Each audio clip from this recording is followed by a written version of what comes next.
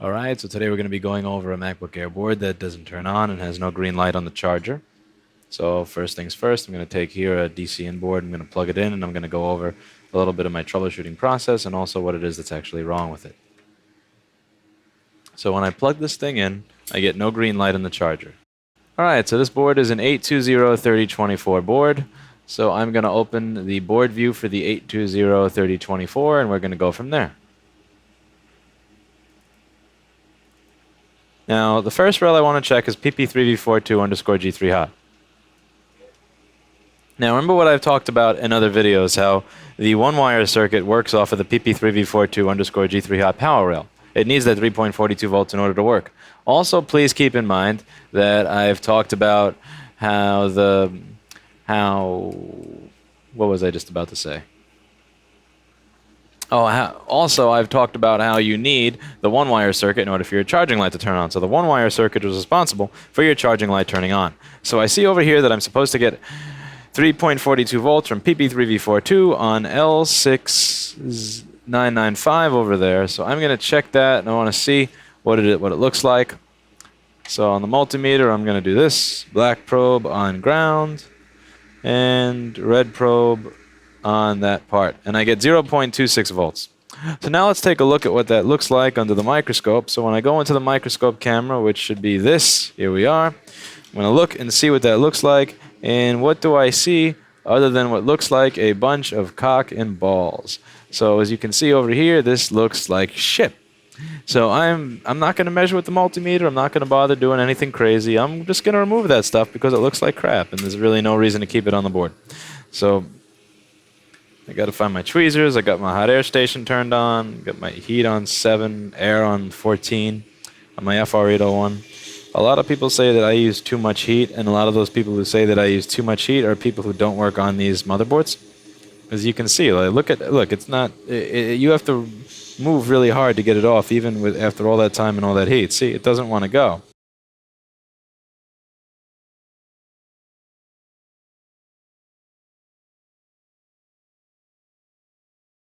If you use this much heat on a regular standard board, the solder will still be melted a good 20 to 30 seconds after you're actually done and you remove this. You could take that hot air off, and for a good 20 to 30 seconds, you'll still see melted solder on the board because it's so hot. And on one of these boards, it's nothing like that. So some of those pads look nasty. They have junk on them. So what I want to do is I just want to kind of clean it. And as you can see, as I was cleaning, I destroyed, sodomized, and fucked it. Great example, asshole. Don't I set a good fucking example? I set a shit example there. Look at what I did to that little shit stain of a pad.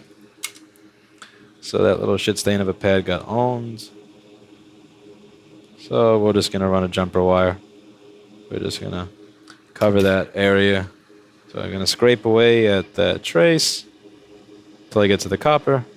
And do that. And I think I managed to fuck that up even. We'll see what that does on the board view. This entire area kind of looks like shit. So let me show you what I mean. So let's just blow some of the hot flux away. So that, that trace goes here, but that doesn't really strike me with confidence, you know what I'm saying? So I'm going to figure out what that is so that I can run a wire there. I want to see where else that shows up on the board. Oh my god, I love this game. Look at this. But look at this. Whoa. Okay. So let's see what that is that looks really, really bad. So that is where this pin is. So that's PP3V42_G3hot boost. So let's see where that shows up. So I hit the N on the board view software. What it does is it shows me everywhere in the board where that shows up. So it's going to show me everywhere in the board where that specific signal that I typed in shows up. Supposed to. All right, so hit N, PP3V42, PP3V42. Oh, wrong. P342, P3V42, G3hot _boost. Okay, I was losing my mind for a second. I typed the wrong thing in. That shows up here. Oh well, so that's just going to be run to that I'll just run it to the lead of that capacitor that's over here. So there's a capacitor that goes here. I'm just going to ignore that trace altogether. I'm going to put the capacitor there. I'm going to run a wire from that capacitor over to pin 3 over here, and we'll be set and ready to go. So, by the way, that little chip is the 3.42 volt regulator. So I have a donor board over here. I always tell you guys, have donor boards. For the love of God, do not wait on Mouser.com or DigiKey for this stuff to get here. Because every single time you have a theory as to what you think is wrong, what's going to happen with... What's going to wind up happening in the real world is your theory may be right, but then something else is going to be wrong, and then you have to wait for that to come and something else to come, and you'll always be waiting on some other piece, and by the end your customer will scream bloody murder and ask for their device back.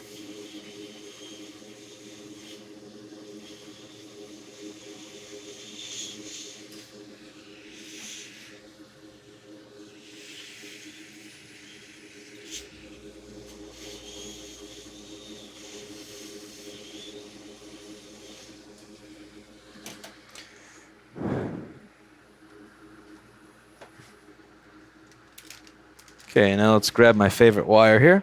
Just don't want to get tangled up in the cord of the microphone.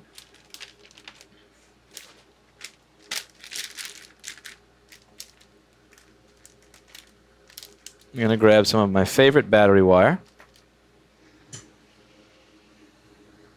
I'm going to snip a single strand of this off. So this is the battery wire over here. I'm going to take a single strand with my Exolite 175M. That's Exolite 175M cutters, which I just bashed. All right. This is excellent wire. These are great cutters, too. Fine tipped snippers.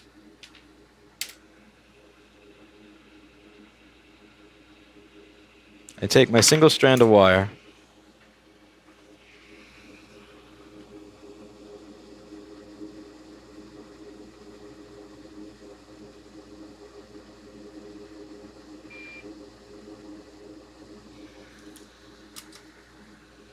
I really do need to get a flux syringe.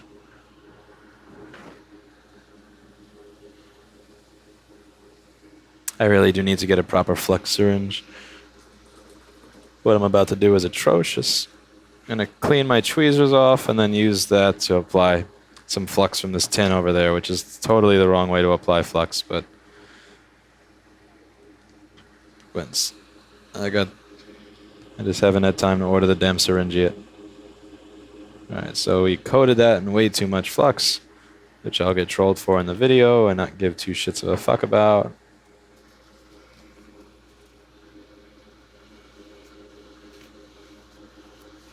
Okay, now take a thin line of solder. We're going to run it in where that wire is.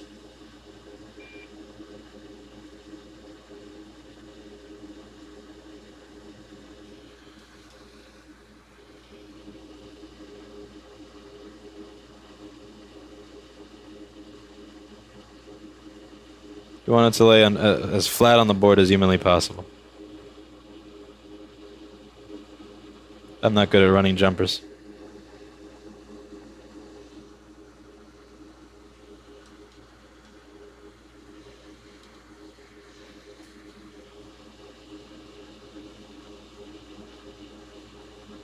It has to be flat. That is not even close to flat. So I'm pushing with the tweezer. And then again with the iron. Alright, so that's a jumper. Now I wiggle back and forth to get rid of the excess. The excess is gone. Now I'm going to use my tweezer to push that into place.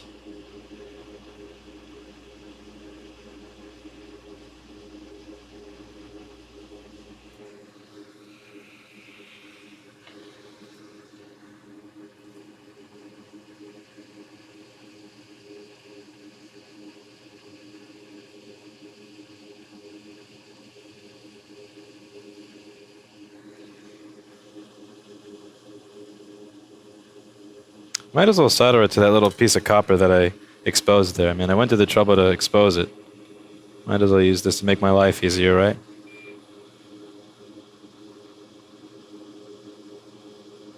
Alright. That's good. That's fine. Run a tiny bit of solder to tin that. And then that's pretty much a pad. Yeah, my flux went out.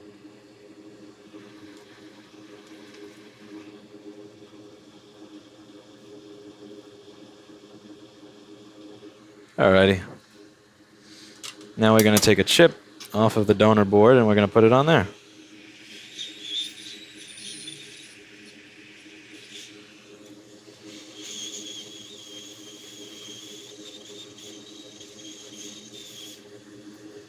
That's on there, but not really pushed down well.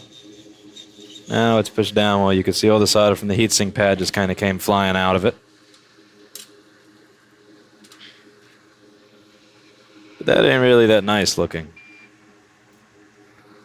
That's not good because you can see that a lot of that solder had been heated again, but without any flux inside of it. So I'm going to take some of this nice Amtech 559 here, run it in there, and then I'm going to resolder the joint properly.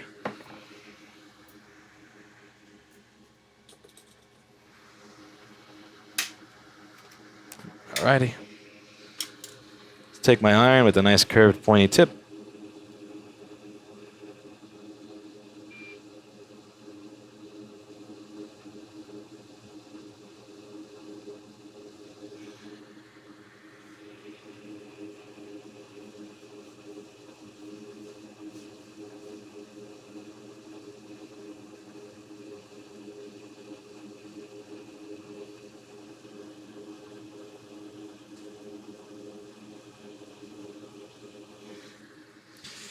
Not the sexiest job in the world, but I don't get paid for my soldering. I get paid for my brain. Sonny said that. He said if I got paid for my soldering, I would be bankrupt. I get paid for my brain. Okay, so let's see what we got here.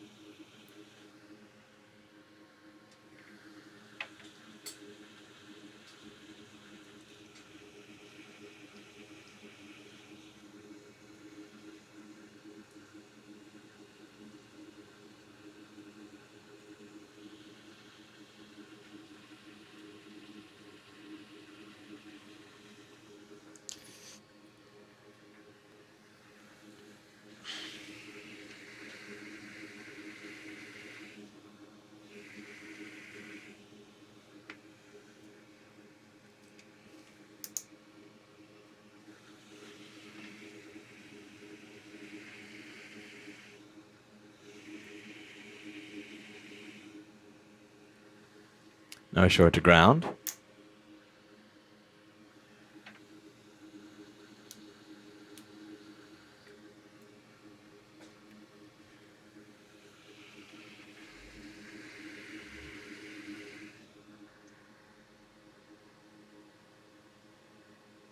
No appreciable power either.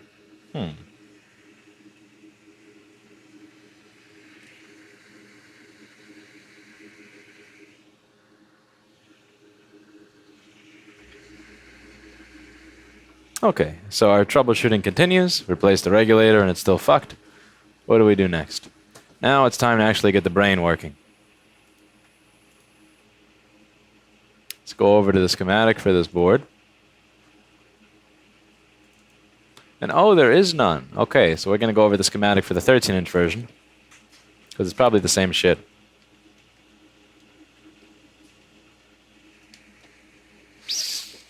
So PP Bus G3 Hot is actually present, which means I have some kind of power going into this machine. So let's take a look on the screen here. Try to figure out what's going on. So over here you have my 3.42 volt power supply, and this is what looks like shit. This chip, U6990. So let's try to follow along here and see what is getting power and what isn't. So first things first, let's see if power is getting through D6905. So PPDCIN. Let's see if pin 6 of this chip has anything, which means checking on C6990. C6990.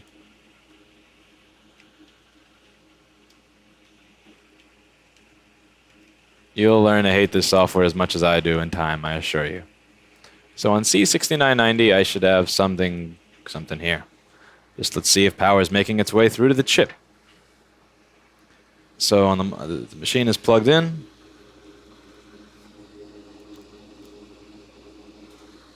Going into the chip, I have 16 volts. Now, that pad doesn't look very good, so let's see what I'm actually getting at the pin of the chip itself. So the chip's input actually has 16 volts. Alright, so the power is making its way through to the chip. And I've also checked for a short to ground, and I don't have a short to ground here. I don't have a short to ground on output. So let's see, what else is going to cause this chip to fuck up? How about my feedback network? So over here, see, this is output. That's supposed to send something through to feedback so that the chip actually knows what it's doing.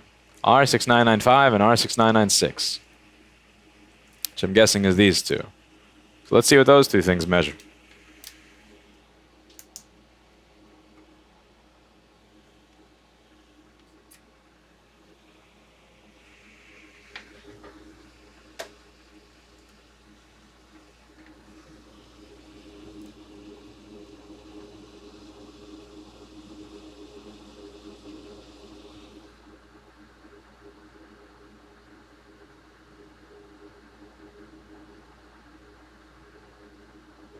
I hate measuring resistors.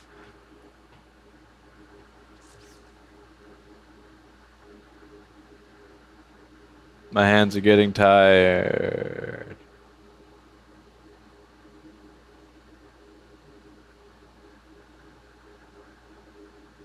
Okay, well, what's that thing supposed to be? I don't have patience for this.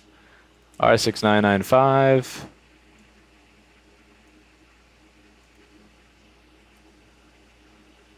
$348, and the other one is supposed to be 200. So that's eventually going to count to 348, let's say.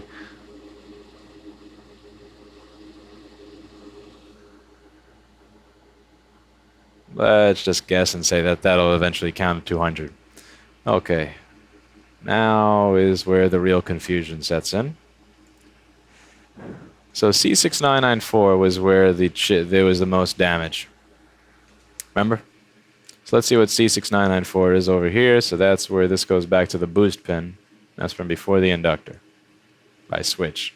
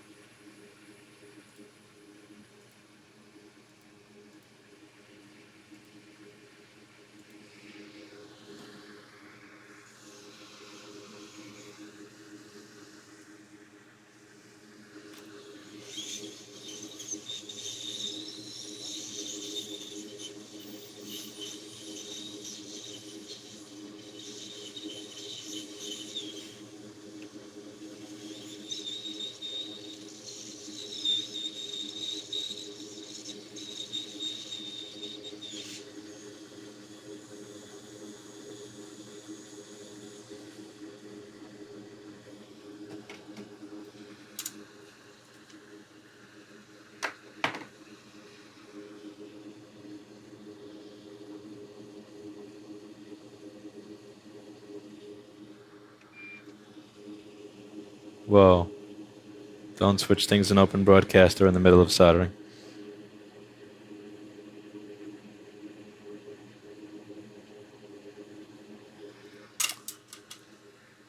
That doesn't look good.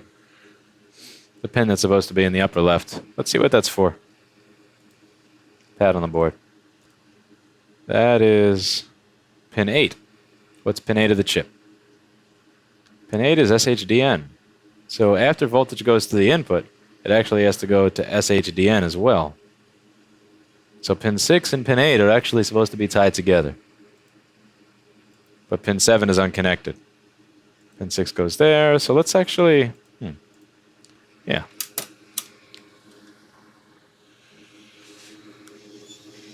Let's try something here.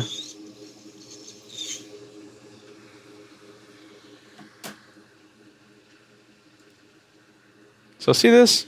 This actually kind of looks like it's broken. Yeah, it is. Check it out. The SHDN pin. See that? So if this goes here, it does apply power to the chip, but it's also supposed to go to this SHDN pad, which is fucked. So we're going to be running not one wire on here, but two. Let me zoom out a little, try to show you what it is again. This thing shakes like crazy. So not only is this supposed to go here, this is the capacitor on the input of the chip, but it's also supposed to go here. So we're going to be making a second wire to go to this pad, and let's see if that fixes it.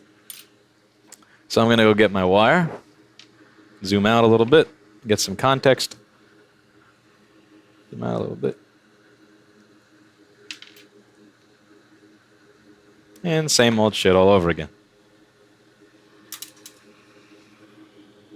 Another wire.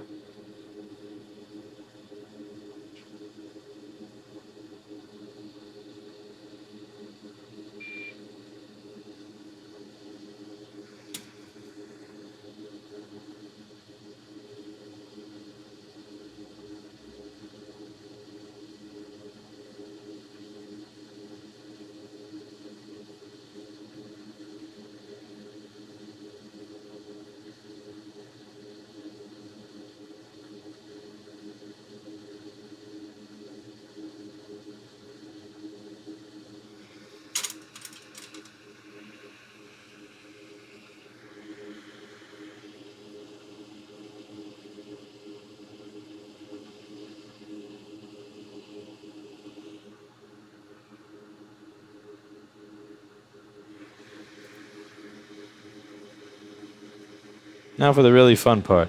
Okay, that's the chip that was bad. I put them both down on the desk and I forgot which one was the good one.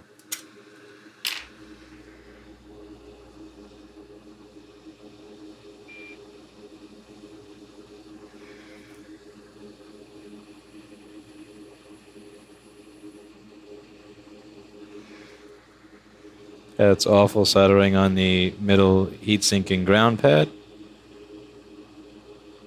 It's pretty awful soldering all around, actually, if I have to say. I would say this is really awful soldering all around.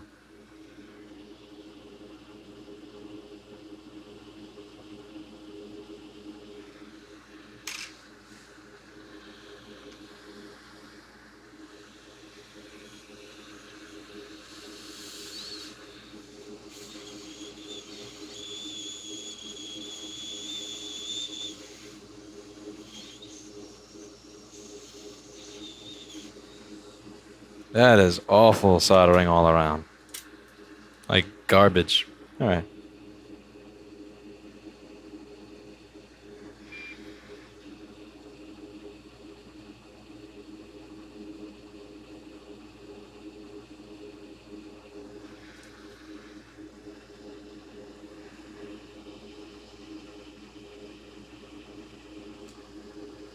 Yeah, Sonny's 100% right. If I got paid for my soldering, I'd be bankrupt.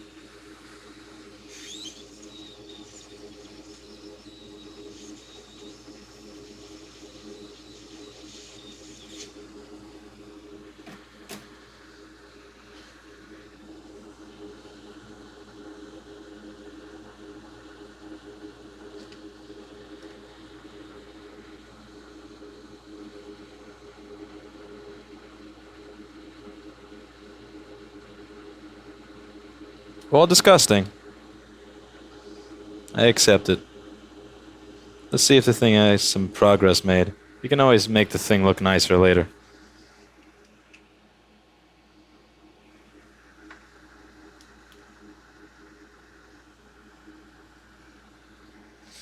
Alright, so the 3.42 volt rail works because the fan spins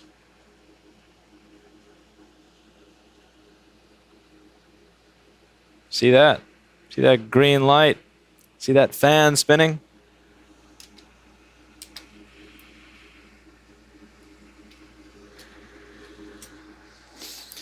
So just to go over what was going on with this machine.